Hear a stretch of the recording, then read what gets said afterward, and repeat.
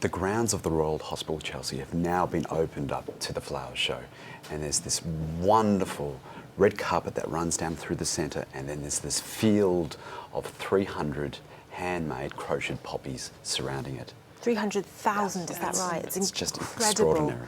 Then what's the background to this project?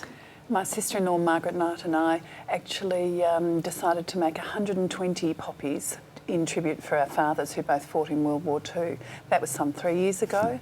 Since then, when we decided to take the project to the whole community, and we've had people making poppies for the last 3 years, and collected this massive, incredible tribute to people from all over the world. You say people making these poppies. Tell us how vast, how far and wide you've gone to have them made. So 50,000 contributors estimated, and they come as far as the UK, obvious, which is a long way away for us, China, Malaysia, Singapore, Denmark, New Zealand a bit closer to home, many places.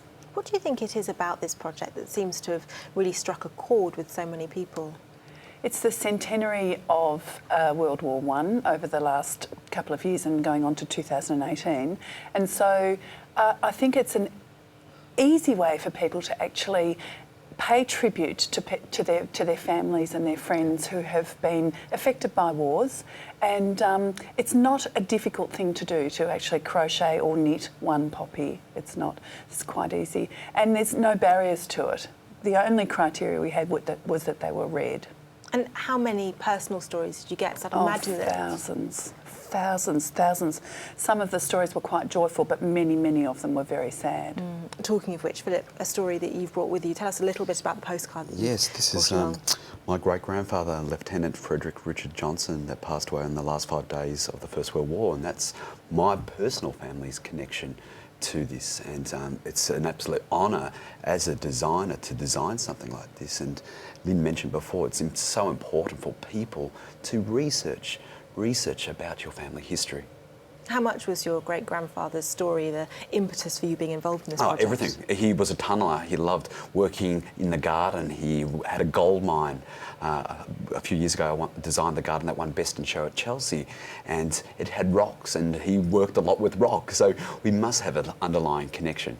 How much does it differ, though, to work on, as an award-winning garden designer at the Chelsea Flower Show, to be working on handcrafted, crocheted poppies for a change? I actually said I'd never come back to Chelsea after winning that award. This project, this wonderful grassroots tribute community project, it's took me back, and it's better. Don't tell anyone. and a first for the Chelsea Flower Show. The grounds that you've got this project on hasn't been open to the show before, I think I'm right in saying. No, it's just been restored to a traditional Georgian landscape, and our design is reflecting that geometry, but also connecting beautifully into the grounds.